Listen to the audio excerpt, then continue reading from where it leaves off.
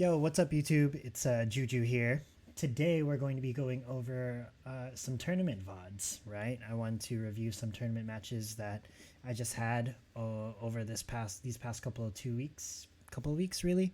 Um, this first tournament that we're going to be going over is the Infinite Mana series. So this tournament is technically going on, but my opponents are eliminated, so I think it's an appropriate time to start recording these videos because I'm not compromising their lineup or anything like that. But yeah, a couple things to note about this tourney. This first, really my first one. Well, this is my first month entering tournaments. I've been planning on entering tournaments for a while, but this tournament and the Crypto Cujo Lovable were the first two that I really wanted to enter and wanted to train for. So I did that. The training process, maybe about like a month. I should have trained longer, to be honest, but there are a couple of patch changes, bounce changes, so maybe any longer would have been different. But yeah, for the most part, how I felt going into the tournament, I felt pretty good. Like uh, I used to grind a lot of Hearthstone tournaments back in the day, so I'm not too worried about this kind of format. The format was going to be a best of five conquest for the Infinite Mana series, and conquest is basically you have to win all your matches with different gods. The difference between Hearthstone tournament format, conquest format, and the Gods Unchained conquest format is that you can switch gods between, or you can switch decks within a god as long as you haven't won with it yet, right? So for example, if I play my opponent Tempo Mage versus Big Beast Nature, and I lose to the Big Beast Nature, I can bring back a Magic deck, but it doesn't have to be Tempo Magic. It can be Ramp Magic, or it can be like Bird Magic, or anything like that. So yeah, I thought that was pretty interesting. It allowed for some interesting situations. I had two decks prepared for each god, just in case I felt like one had a better matchup against the other. But honestly, I really only prepared with maybe 3 or 4 decks, and those 3 to 4 decks were Board Wipe Death, Big Beast Nature, Aggro Frenzied War, and Tempo Magic. Um, I did have a mid range war in my pocket as well, and I also had a Miracle Magic and Ramp Magic in my for my Magic decks too. Also, the Corpse Explosion OTK if I felt like my opponent was a control player. Um, so yeah, I had a couple of things like lined up, but my 4 main decks that I wanted to use this tournament were pretty much just what I felt were going to be the best decks in the format, and the best decks that had a solid win rate across the whole field, and that was Board Wipe Death, Big Beast Nature, Frenzied Aggro War, and Tempo Magic. I also had a Zoo Light deck, but I didn't have any Highborn Knights, so I wasn't too sure. I wasn't too confident in going in with that deck. But I mean, honestly, Zoo Light is really solid, and I probably could have played it even without a Highborn Knight. So, yeah, that was pretty much it going into the tournament. I did really well. I placed top 32 in this one, and in the Crypto Cujo Lovable, I placed top 16. And yeah, that was pretty good considering those are my first 2 tournaments. So I'm happy with the result. Am I happy with how I played? We'll see. But for the most part, it was a good experience overall. So with that being said, let's get started and analyze this game. So this is my game 1 versus Phoenix, round 1 of the Infinite Mana series. I'm playing Board Wipe Death. He's playing Big Beast Nature. In this matchup, for the Mulligan phase, I want to Mulligan for the Eva. I guess as a Board Wipe Death player, any matchup, any aggro matchup, you want to go for the Eva, or any matchup where the deck has a solid early game. So Big Beast Nature is typically weak against Eva because it Eva trades well into Jaguar, into Underbrush Boar, into Marshwalker. So many of those cards, and they'll let you stall the game, even if they get like the 4 mana 5/5 or the 5 mana 6/6. You should be in a good spot if you pull out the Eva. So that's why I'm mulliganing hard for the Eva. Other key cards in this matchup: Blight Bomb, Half-Life, Siren of the Grave, Sulfuric Rain. But honestly, I don't like opening Siren of the Grave, Sulfuric Rain, because typically those are going to be useless cards in the early turns. It just feels bad because you're wasting a potential like answer for just the sake of holding that combo. And I know the combo is good, but it's early game, it can put you in a really bad situation, like top decking or low on resources, and you don't want to do that early game board wipe death. You kind of want to make sure that you're surviving, first of all, but you want to make sure that you're using your options other than Siren of the Grave, so that when you do have a good board to Sulfuric Rain, Siren of the Grave, then you can play it and maximize that value that way. But yeah, so in the mulligan, I'm looking for Eva. I take a while. Canopic Hoarder, yeah, I mulligan away the Canopic Hoarder here. Burrowing Scarab is good for cycle. Blight Bomb is good for removal. In this matchup, I tend to save the Blight Bomb for the Armored Pangolin, if I can, or the bigger beasts. If I can find a way to damage the Pangolin or the Moose, I use the Blight Bomb. It's a really good tempo swing because it's one mana destruction for against a 5 mana creature, 6 mana creature, that kind of stuff. But it's also good if you're in a pinch, like if your opponent plays an Underbrush Boar or the Jaguar, you can play this card if you really need to get rid of it, or a Finian. So that's why Blight Bomb is kept here. And then I mulligan away the Canopic Hoarder, we get the Eva, and that's game. I'm just kidding. But let's go on, because the Eva helps drastically in aggro matchups, right? So from there, yep, he summons the Pangolin, or he summons the Jaguar. I'll summon the Eva. Eva trades really well into Jaguar. If he tries to attack and the Jaguar ends up attacking the Eva, he transforms himself, and that's very helpful. From there, Jaguar attacks the Eva. I'm checking how many cards he has in hand. It's 4. It's important to understand, like, when you're playing the game, first off, when you're playing a game, it's really important to know your opponent's resources. So checking your opponent's hand, checking your opponent's grave, checking the Sanctum is really important, because that can dictate how you want to play. If you want to play for, like, say if there's a card that you really want in the matchup, you want to kind of play aggressively and play for favor, you can do that. But for the most part, there was nothing here. I mean, you might want to take the 3 mana 2/4 that destroys or takes 2 durability away in this matchup, but that's really for later on. But yeah, so he plays a Stag, and I think in this situation it's hard, right? Because that's why Eva is such a good card in this deck, because I can just stall the whole entire time. If I transform a minion into a zombie, it transforms one of his minions into a zombie. I can just let that zombie live, take 1 damage each turn. Yeah, he's going to get favor, but if I'm not concerned about the cards in the Sanctum, then I will take that 1 damage every day and transform his other minions into zombies. So I don't know if my opponent misplayed here, or maybe he was just like, fuck, I gotta do this to win.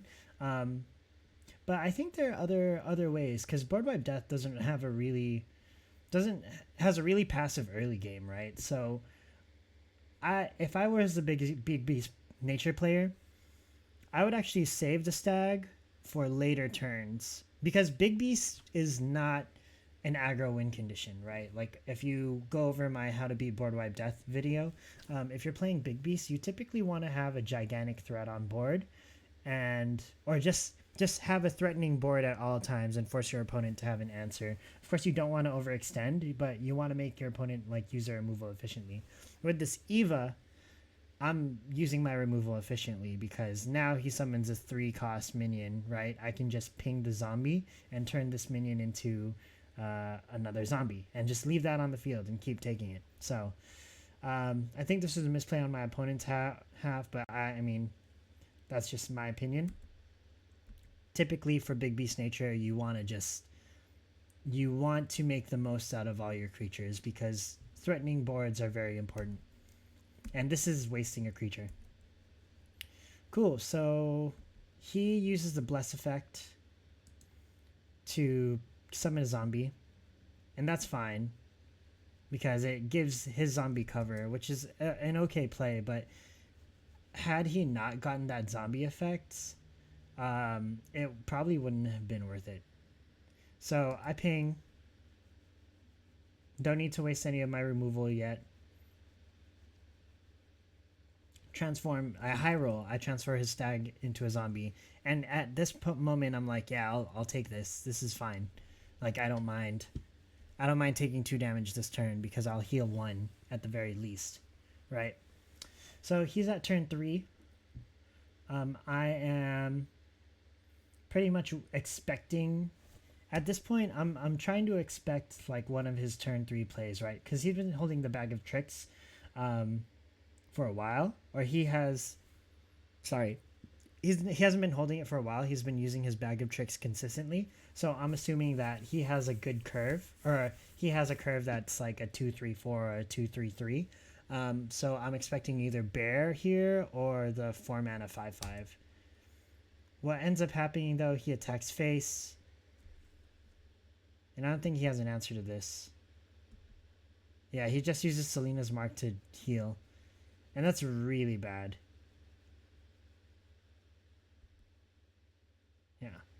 So I end up destroying the zombie, replacing it with another zombie, and then I pass here.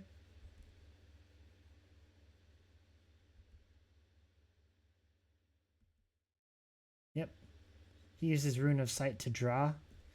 So at this point, what I'm thinking is, okay, he used the Rune of Sight to draw. He's drawing... He needs resources, right? He doesn't have resources currently. So I can X out the fact that he doesn't have the Rabid Bear, the 4-mana 4-4, or 3-mana 4-4. He doesn't have the Moose. And he just used the Rune of Sight, so I won't be playing anything this turn. So he does that. He could have used his hero power here, but I don't think he does it. And from here, I draw the Siren of the Grave. And now I'm just kind of established, right? Like, I'm out-resourcing my opponent. My opponent can't really do anything, and I have pretty good hand with a lot of answers. So I just take the Burning Scarab, I summon it, and I do the Blood Ritual to draw 2. This put me at 8 cards. This puts him at 8 cards. At this point, my game plan now is to mill him out. And mill out all the answers that he has, because I know the cards that are currently in his hand are kind of dead. So there are a lot of different lines I could have taken here. I could have not played the Scarab, and I could have just let the zombie attack me again. But I think we are going into turn 5, and if he didn't play anything turn 3, 4, he probably had something turn 5. Either that or he had a handful of removal. So I went ahead and just went for the Scarab to dig for more options. And then I get the Reap, and this is really good. So now I have an answer for any of the big minions he has. I also draw the Hypocria, but I don't think the Hypocria the Hypocria or the Polyhymnia aren't going to be useful until the very end of the game.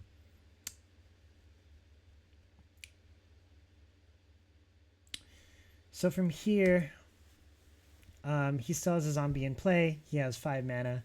He also still has a Bag of Tricks. So I'm thinking he has a Pangolin.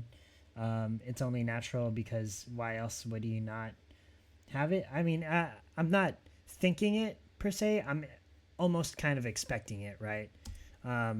Thing about these types of games is you want to read, but you also like it's okay to not have a hard read.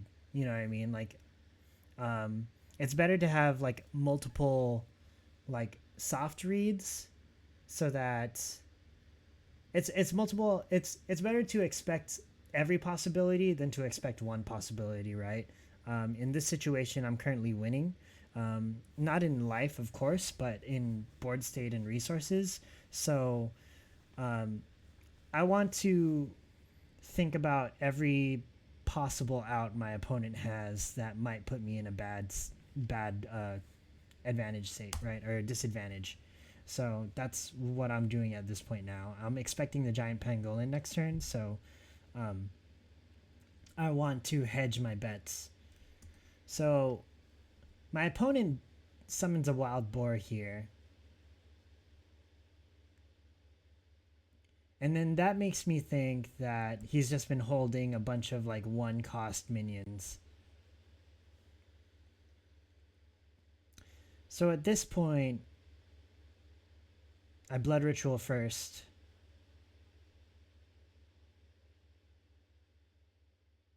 And I blight bomb the boar.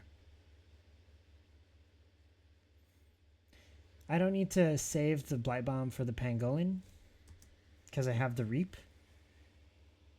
Um, yeah, because pangolin could be a little bit of a nuisance in this matchup, especially if you don't have answers for it. You don't want to waste an apocalypse now on just one pangolin either. So, but yeah, I use the blight bomb here for the clear. At this point in the game, I'm pretty set. Like I have my one apocalypse now. I have a Siren of the Grave. I have two Canopic Hoarders and a Half Life. So many Siren of the Grave activators. I know I can get to my Hippocria and my Polyhymnia. I'm also just saving my bag of tricks. Like I don't even need to play this on turn 7.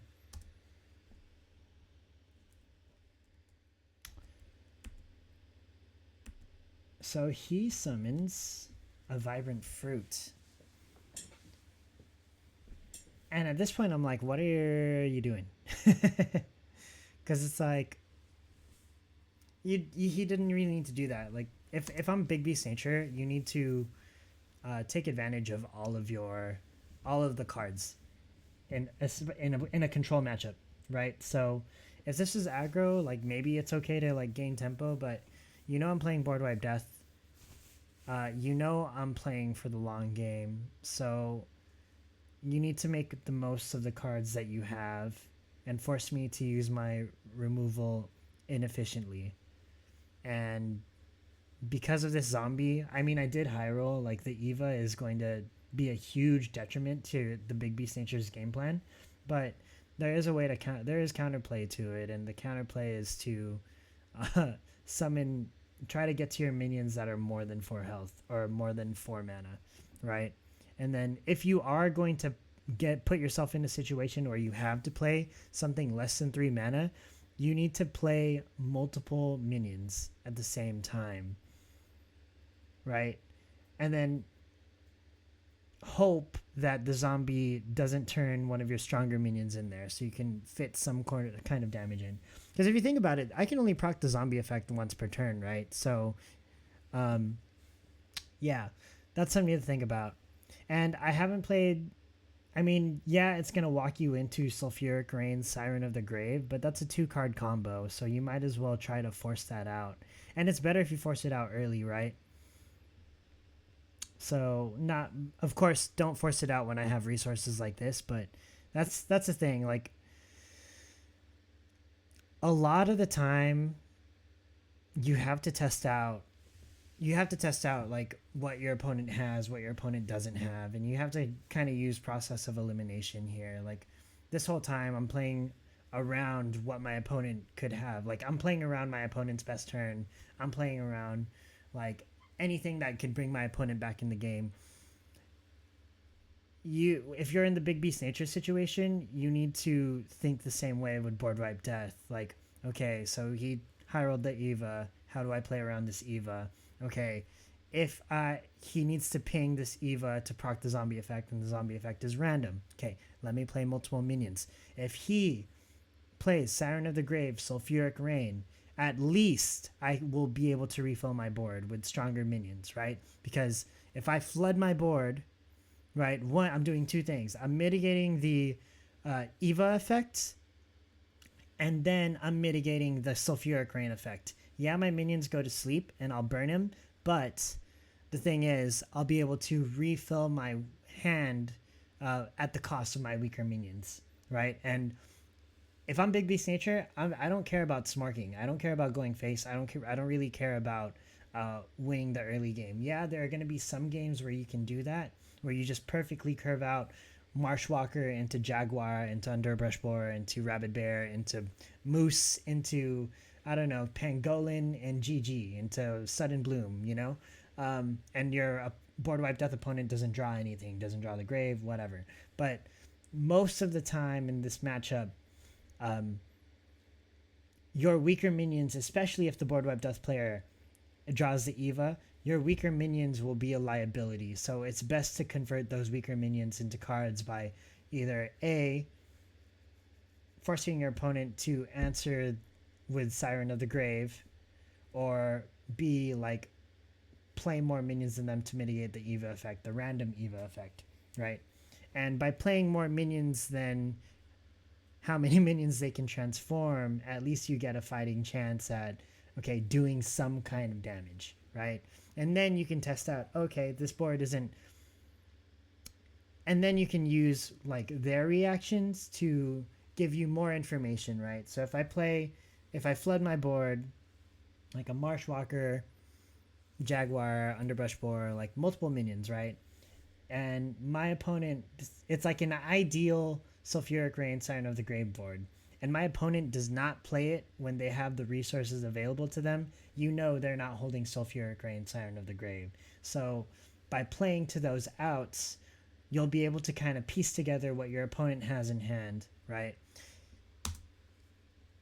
Sorry, super long rant on that, but I really wanted to get that point across. So I'm going to do the same thing. I'm going to ping, change the vibrant fruit, and then I'm going to probably either pass or play something.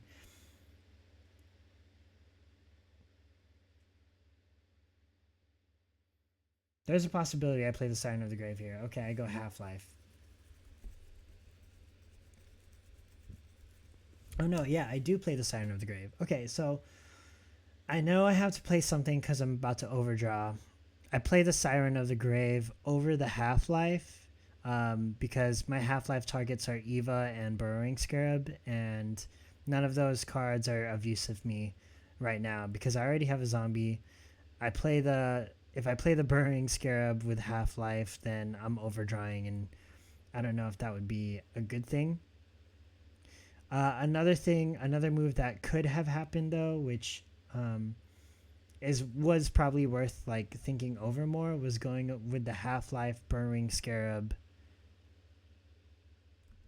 No, that's not right. It'd be Siren of the Grave, discard something, Half-Life Burrowing Scarab, trade. But I don't think that's right either, because if I played, I wouldn't be able to play Half-Life into Burrowing Scarab because I'd overdraw. And if I played Siren of the Grave into Half-Life, discarding something else, I would have Burrowing Scarabed. And then I would have put myself in an overdraw situation again. On top of that, I would have transformed my Siren of the Grave into a zombie, and I don't think that was a good play. So I took the better line, I think. Siren of the Grave, 1 mana, discard your Half-Life because you're probably not going to need it anymore, and then from there, let the zombie transform, pretty much, the Siren of the Grave. Cool. So to mitigate the chance that my Siren of the Grave will turn into a zombie, I get the Bronze Servant, and I just summon it. Any of the other minions would have been bad because the zombie trades into them really easily. The Bronze Servant was the best option out of that Sanctum choices. And honestly, I don't really care if this Siren of the Grave gets transformed, because the way transform effects work in Gods Unchained,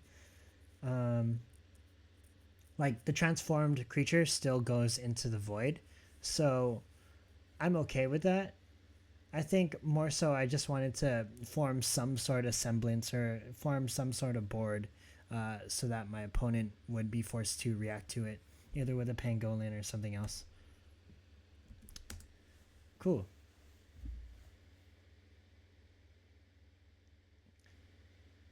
So from here, I'm waiting on my opponent's turn. He can Selena's Mark. I'm checking his grave right now, seeing what the options are. He chooses to Selena's Mark, transforms my zombie or my Siren of the Grave into a zombie.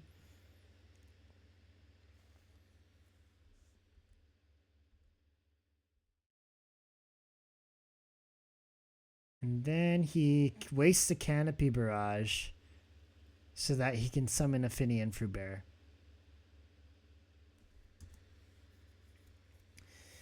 Yeah, okay, so at this point, I don't have the answer for the Fruit Bearer.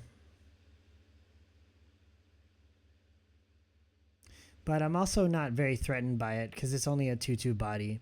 So I decided to play the Fanatic of Khnum here to just ramp up and get to my Polyhymnia and Hypocria faster. And I just pass because I don't need to play anything. So Finian Fruitbearer gets procs the Frenzy. He plays a Pangolin. It's a Shadow Pangolin. That's pretty nice. Trying to hover over the card, but I can't because it's a video player. And then he plays a Tartesian Improviser. I wonder if he... Okay, so he bags it out. Cool, and then he summons a fruit. So at this point, I'm like, okay, this is a pretty spicy Apocalypse Now board. It's got 4 minions, a Pangolin, a fruit. This looks good. I can either Apocalypse Now or I can force a sleep with the Canopic Hoarder. I went ahead and forced a sleep with the Canopic Hoarder. Although it looks like a spicy Apocalypse Now board, I feel like I can greed it out a little bit more. So playing the Canopic Hoarder into maybe a Burrowing Scarab because he has 8. Or maybe a Fanatic of Khnum, like that can be an option. But yeah. So we go with Fanatic of Khnum and Siren of the Grave. Perfect. That accelerates my ramp. And then he drops the Selena. Once he drops the Selena, I'm like, okay, this is a good Apocalypse Now board because I'm forced to mitigate 2 threats, right? The Finian is also a threat, but it's not really a crazy threat. It's only a 2/2 right now. 2/2 that provides a 1/1 that provides an additional 1/1. So potential 4/4, but I know I have double Apocalypse Now, so I should be okay here. And I just let it rip. That's good for me because it gives me like a ton of favor as well. I can choose to play other cards if I want to. I think I take the Rune of Fire. Rune of Fire. And then from there, he drops a Beast. Oh, go on.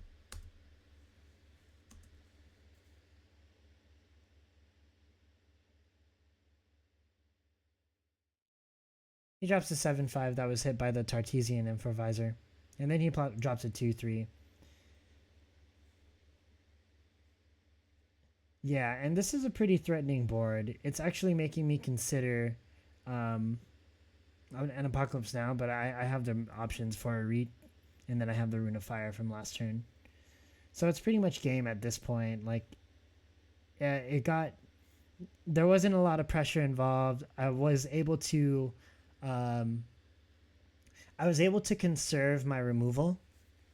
And by being able to conserve my removal, I was able to save it for bigger threats or more problematic threats like this 4 mana 7/5, the Selena, the giant Pangolin. So yeah, it got to the point where I could ramp, sustain, conserve, all that good stuff, and I didn't have to waste any removal inefficiently. Plays the Moose, but I have the Reap.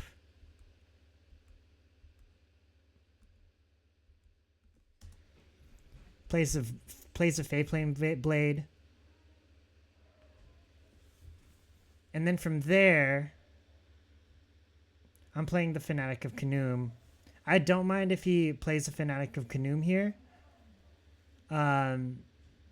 At this point in the game, I know what I'm going to do, and it's basically going to be Bag of Tricks, Polyhymnia into Hypocrisy, and that sets me up for the rest of the game. So it's pretty much GG after this. Let's go ahead and play the rest of the game. So yeah, he doubles into the Flame Blade, or he attacks into the Fanatic of Kanoom, along with the God Power. Plays a Marshwalker with the Rune of Strength, I believe. Yeah, Rune of Strength. And then from there, it gets to 9 mana. I get my win condition, which is Polyhymnia. He has to attack, but he doesn't have an answer. And then I hit the Hypocrisy. And that's pretty much GG, because there's no answer to this. There's no way. Okay, so my opponent actually had an error in order here, which I thought was pretty interesting. So I had the Polyhymnia, I had the Hypocrisy. So he tries to Frenzy Ritual, and then he tries to Lightning Strike. Frenzied Ritual is a good card. We covered this in one of the market watches. But he should have popped with Selena's first to give a greater chance of killing either the Hypocrisy or the Polyhymnia, right? Because then if he plays a Selena, it'll either hit the Polyhymnia or the Hypocrisy. From there, like, he can play the Lightning Strike and then the Frenzied Ritual, and that's 20 damage, I think, right? 20? Yeah, it's 20 damage. So it could have either killed the Hypocrisy or the Polyhymnia, if he high rolled, of course, because the thing about Big Beast Nature and its removal is that it's all random, right? Deal 8 damage to a random enemy creature, deal 12 damage to a random enemy creature. Even the God Power is also random. So you have to high roll, and that's why it's good to play a wide board against Big Beast Nature as well. If you play a deck that can easily make wide boards, because it makes them harder to pin down your threats. But anyways, yeah, it was a little bit of an ordering on their part, but I think they're just flustered. It was also a tournament game, so yeah. Low rolls, I end up winning. And that's pretty much it for game one. Super long video. I know we went like super in detail and stuff like that, but I want to try to at least provide some sort of value for my viewers. And if it was too long, feel free to add some feedback, all that good stuff. I know it's a little tedious, but yeah, I still want to be able to go over these matches, because I think going over like tournament matches are really, well, one, it's good for me because I get to go over my games and I get to improve as a player. And then two, I get to help other people get better as well by seeing these things, right? Like, I play a lot of Board Wipe Death, and I know the matchups pretty well at this point because of my preparation. And with Big Beast Nature in particular, the important thing to do is to really layer in your threats.